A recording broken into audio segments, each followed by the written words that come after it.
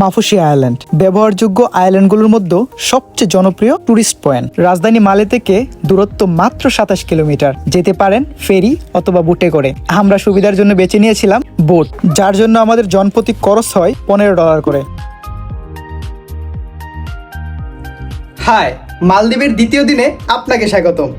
আজকে যাচ্ছি আমরা মাফুসিতে। শোনাবো এবং দেখাবো মাফুসির গল্প। চলুন একসাথে যাওয়া যাক। ডে ট্যুরে আমরা যাচ্ছি মাফুসিতে।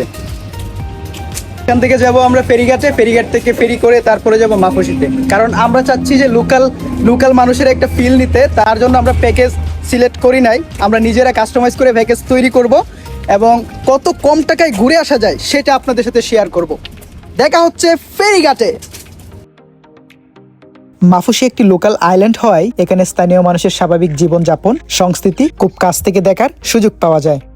এই দ্বীপের সবচেয়ে বড় আকর্ষণ হলো বিকিনি বিচ। এখানে পর্যটকরা স্বাচ্ছন্দ্য মতো গোসল ও রোদ পোহাতে পারেন। মালদ্বীপের পার্ক দিয়ে হাঁটতেছি, বাট কোনো জালমুড়ির দোকান নাই, চকলেটের কুসা নাই, পানির বোতল নাই, এই আবার ফুচকার দোকান নাই। এটা কোনো পার্ক হতে পারে? কোনোদিনই না। I love Bangladesh, miss you Bangladesh, I miss you. এখন আমাদের হুলহুল মাল থেকে মালে যাওয়ার জন্য বাসে টিকিট কাটতে হবে। আমি টিকিট কাটতে যাচ্ছি। আমরা এবার টিকিট কেটে নিলাম ফর মালে যাওয়ার জন্য। আমরা এখন মালের দিকে যাচ্ছি। এই হচ্ছে গিয়ে আমাদের টিকিট। আই থিঙ্ক আমাদের 20 মিনিট ওয়েট করতে হবে, কারণ মালদ্বীপের বাসগুলো সব টাইমলি যাওয়া আসা করে। আর 20 মিনিট পরে পরে হচ্ছে গিয়ে ওদের এক একটা বাসের স্কেডিউল। সো চলেন এবার ওয়েট করার পালা।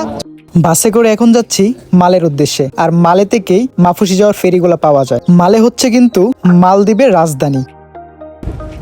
আমরা মাফুসি যাওয়ার জন্য যে ঝামেলাতে পড়লাম সেটা হচ্ছে গিয়ে, আমরা যেহেতু এইখানে কোনো কিছু চিনি না, সেই ক্ষেত্রে আমাদের টার্মিনালটা পেতে অসুবিধা হচ্ছে। কারণ আমরা চাচ্ছিলাম যে একেবারে লোকালদের মতো একটা এক্সপিরিয়েন্স করতে, যার জন্য মেনলি আমাদের টার্মিনালটা পেতে খুবই দ্বিধাদ্বন্দ্বে পড়তে হচ্ছে। যদিও এখানে আমাদের বাঙালি আছে, কিন্তু ওরা প্রপার ইনফরমেশন দিতে পারছে না। আমরা ফাইনালি একটা ইনফরমেশন পেলাম যে আমাদের অ্যানাদার সাইডে যেতে হবে, অর্থাৎ আমরা যে সাইডে আছি সেই সাইডে অ্যানাদার সাইডে যেতে হবে। ওইখান থেকে মাফুসির ফেরি পাওয়া যাবে। আমরা এখন যাচ্ছি ওইদিকে, দেখি কি করা যায়। মালদ্বীপে এক জায়গা থেকে অন্য জায়গায় যাওয়ার জন্য অহরহ ট্যাক্সি পেয়ে যাবেন, কিন্তু ট্যাক্সিতে মাত্র 4 জন ওঠা যায়। আর আমরা মানুষ ছিলাম 5 জন। আমরা বাধ্য হয়ে একটি মালবাহী ট্রাক নিয়ে নেই মাত্র 50 রুপিতে। জনপ্রতি $15 করে টিকিট কেটে উঠে যাই আমরা বোটে। 27 কিলোমিটার, যেতে সময় লাগবে 25 থেকে 30 মিনিট। 25 মিনিটের একটা আমেজিং বুট জার্নি শেষে আমরা অবশেষে চলে আসলাম মাফুসিতে। এটা হচ্ছে গিয়ে মালদ্বীপের অন্যতম আরেকটা পপুলার টুরিস্ট স্পট। অ্যান্ড আমরা মাত্র এসে নামলাম, 25 মিনিট সময় লাগছে।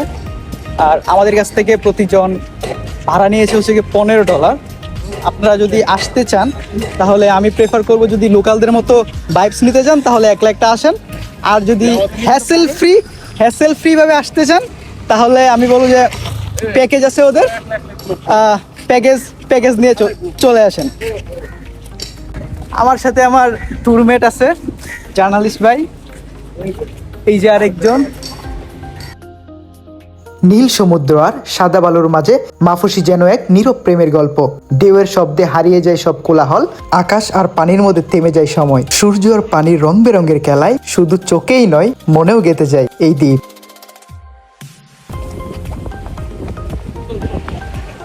মালদ্বীপের সবচেয়ে মজার বিষয় হচ্ছে বিচের পাশ দিয়ে হাঁটা। এই যে পিছনে ইকিনি বিকিনি পরে দাঁড়ায় আছে, এদের দিকে নজর দিবেন না।